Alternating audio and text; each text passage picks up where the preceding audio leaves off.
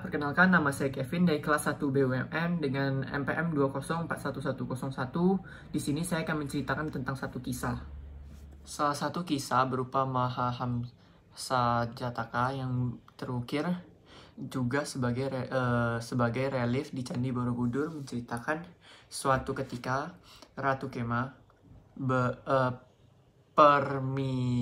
Permaisuri Raja Kasih bernama Samyama dari Benares bermimpi menyaksikan angsa berwarna keemasan duduk di tahta kerajaan mengkhotbahkan hukum kebenaran dengan suara merdu. Khotbah itu terhenti karena Ratu Kema terbangun dengan masih menyisakan gambaran bahwa angsa-angsa tersebut terbang melalui jendela. Dengan keyakinannya bahwa angsa emas itu ada, maka Ratu Kema mohon kepada suaminya untuk mencarikan angsa emas guna dapat mewujudkan apa yang pernah dimimpikannya atau diimpikannya. Raja Samyama mengundang para Brahmana serta semua penasehatnya. Akhirnya didapatlah informasi bahwa ada sekelompok angsa berbulu keemasan berdiam di Gunung Citakuta di bawah pimpinan Raja Angsa yang bernama Dartarataja. Raja Samyama kemudian membangun danau Kema di Vanarasi di daerah Citakuja. Dengan dijaga oleh para pemburu, terpilihlah dengan tujuan dapat menangkap angsa emas untuk diberikan kepada Ratu Kema. Para pemburu penjaga danau tersebut disebut Kemaka. Kepada para pemburu tersebut, Raja memerintahkan untuk menangkap angsa emas serta membawanya ke istana kerajaan. Cara menangkapnya jelas para pemburu tersebut memasang jerat.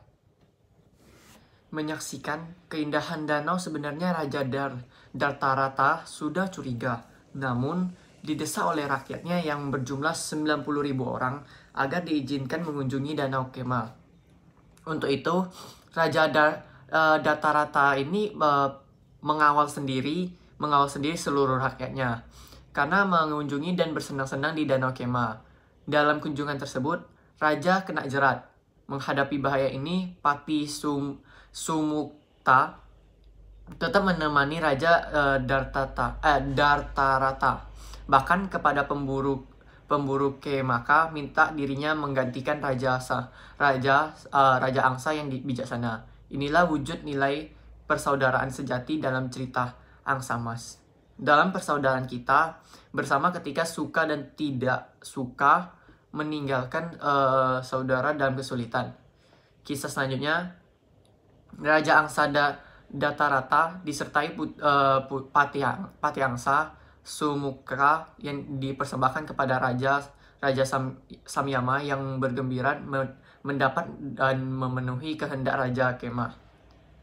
Ratu Kema. Raja dan Pati kalangan unggas ini diperlakukan sangat terhormat oleh Raja karena memang tujuan ditangkapnya adalah untuk mendengarkan khotbah kebenaran.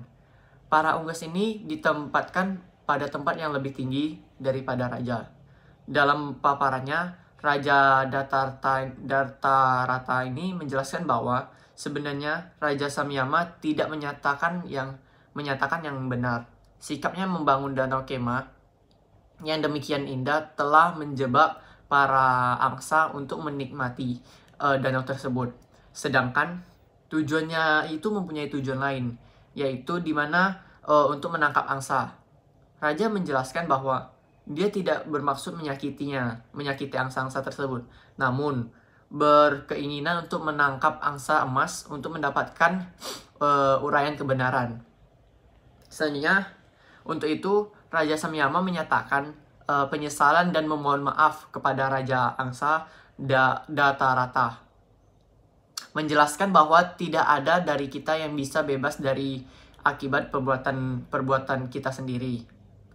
Bila kita berusaha menata kehidupan yang ada di sekitar kita dengan baik, maka kita sendiri akan memperoleh hasil yang baik dan menyenangkan dalam kehidupan kita tentunya.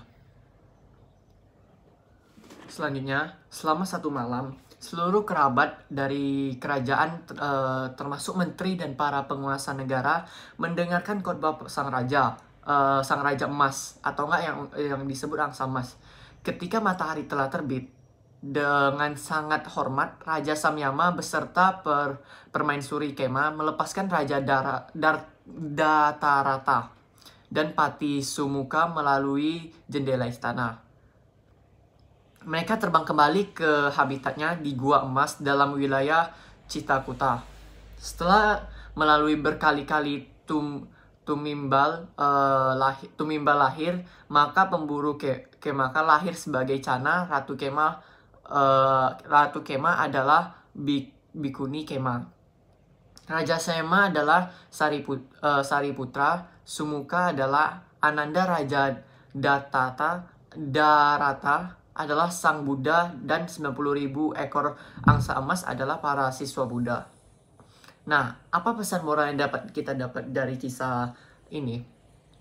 Menurut saya sendiri, kita yang hidup di tengah masyarakat di masa kini tidak mudah mewujudkan persaudaraan sejati yang baik dalam suka maupun duka.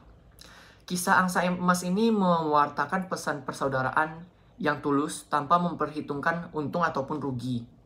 Dengan mengingat dan mempraktekkan ajaran moral, kualitas diri dapat meningkat.